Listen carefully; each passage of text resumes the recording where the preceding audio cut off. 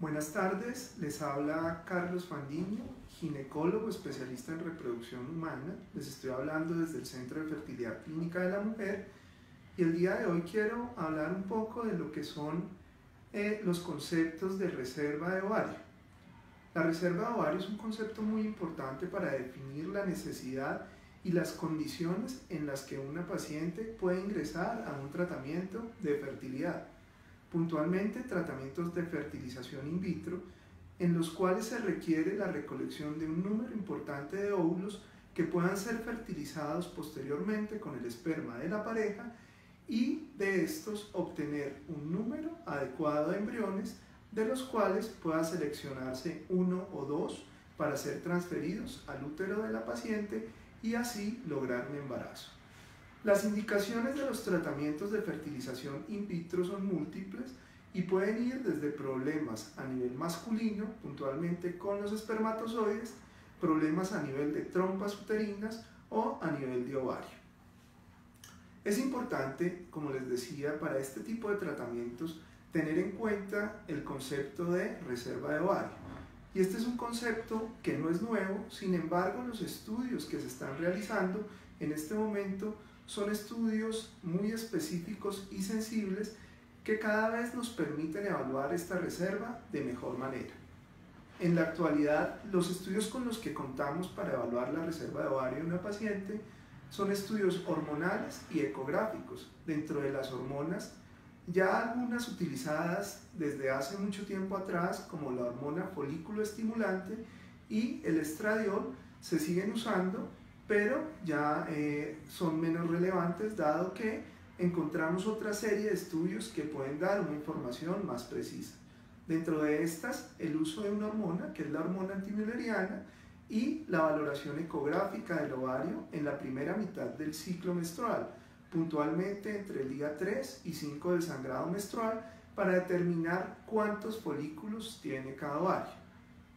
¿Pero qué son los folículos ováricos? Los folículos ováricos son los sitios donde van a anidar los óvulos, donde van a madurar y donde posteriormente podremos encontrar un óvulo maduro. Es importante tener en cuenta que esos folículos hacen referencia a la reserva del ovario, de tal manera que una mujer con más folículos se asumiría tiene mejor reserva ovárica. Se debe tener en cuenta que una mujer nace con un número fijo de folículos en el ovario. El momento en que la mujer tiene más folículos es en la vida intrauterina, donde pues hacia la semana 20 de embarazo, ella en su vida intrauterina va a tener aproximadamente unos 7 millones de folículos. En el momento de nacimiento, esta mujer va a haber perdido aproximadamente 5 millones de estos folículos, con una reserva de alrededor de 2 millones de folículos. Cuando empiezan las menstruaciones, vamos a tener entre 500.000 y 700.000 folículos que se van agotando mes a mes con cada periodo menstrual, hasta que finalmente llega la menopausia, que no es otra cosa que la manifestación de la falta de folículos en el ovario y la falta de hormonas. En un momento dado, puntualmente el estradiol, y que se presenta en mujeres donde ya esta reserva ha disminuido. No todas las pacientes tienen una disminución en su reserva ovárica de la misma manera. Hay pacientes en las que esta reserva disminuye más temprano o más tarde que en otras, y podemos encontrar mujeres muy jóvenes con una baja reserva de ovario, así como mujeres ya de edad más avanzada con una adecuada reserva. ¿Qué tenemos aquí? Que evaluar efectivamente cómo está esta reserva antes de pensar en un tratamiento de fertilidad en algunas de las pacientes. Definitivamente no en todas las pacientes se requiere esta evaluación y partimos de la ecografía transvaginal, como les decía, entre el día 3 y 5 del ciclo menstrual, en donde deberíamos encontrar más de 7 folículos que denominamos antrales, es decir, folículos de 8 a 10 milímetros de diámetro, para determinar qué tan buena o no es esta reserva de ovario. Una vez hacemos esta ecografía, definimos la necesidad de solicitar estudios como la hormona antimülleriana. Esta hormona es directamente proporcional a la reserva del ovario, es decir, una mujer con más folículos ováricos va a tener un mayor número en su hormona antimülleriana. El punto de corte para esta hormona es 1.4 y cuando encontramos una disminución en este valor, podríamos asumir que la paciente tiene una disminución en su reserva de ovario.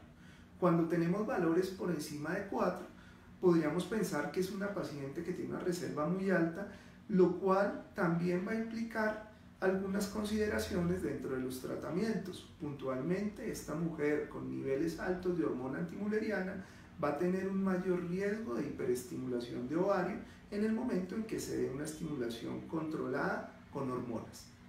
En las mujeres con disminución de la reserva ovárica, no siempre significa que no se logre un embarazo con sus óvulos y no siempre significa que no vaya a responder a una estimulación de ovario. Una mujer puede tener una baja reserva de ovario, lo cual nos haría asumir que el número de óvulos que se obtendrían en una estimulación para un tratamiento de fertilización in vitro puede ser baja, pero puede ser una mujer que a pesar de su baja reserva tenga una buena respuesta a la estimulación y podamos tener un número de óvulos importantes que pudiera darnos efectivamente un embarazo. Ahora, estos valores hay que tomarlos con cautela y en principio su único valor está en relación a las posibilidades de respuesta que pueda tener una paciente a la estimulación del ovario dentro de un tratamiento. Es decir, a pesar de que hay unos estudios en marcha y algunos publicados, la hormona antimülleriana en principio no me podría a mí pronosticar si una paciente que busca un embarazo de forma espontánea, es decir, que no requiere un tratamiento, se va a embarazar antes o después.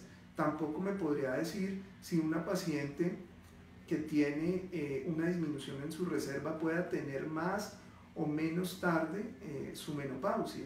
Y dentro de los tratamientos, e incluso de forma espontánea, la disminución en esta hormona antimülleriana tampoco sería un indicativo de la progresión o no del embarazo. Es decir, yo no podría asumir que una mujer con una disminución en su reserva de ovario, puntualmente dado por una disminución en la hormona antimülleriana, pudiera tener unas mayores probabilidades o tasas de pérdida de embarazo una vez se ha logrado un embarazo.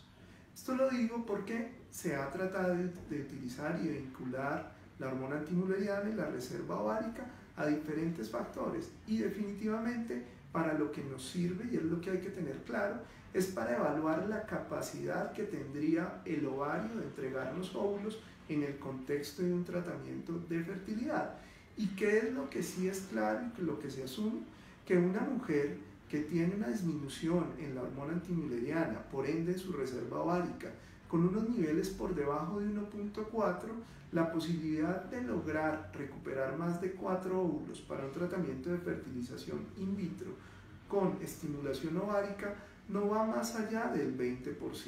Es decir, una mujer con valores bajos de hormona antimülleriana y baja reserva en el ovario va a tener de 10 mujeres que se estimulan, en solamente probablemente 2 mujeres vamos a encontrar más de 4 óvulos, lo cual podría mejorarnos las probabilidades de embarazo, teniendo en cuenta que a mayor número de óvulos, como les decía inicialmente, mayor número de embriones, por ende posibilidad de seleccionar embriones y mejores probabilidades de embarazo. Bueno, esto es lo que tenía para contarles respecto a lo que es la reserva ovárica, la hormona antimülleriana. Si hay alguna pregunta, pues estaré dispuesto a responderla. Muchas gracias por la atención y que tengan un buen día.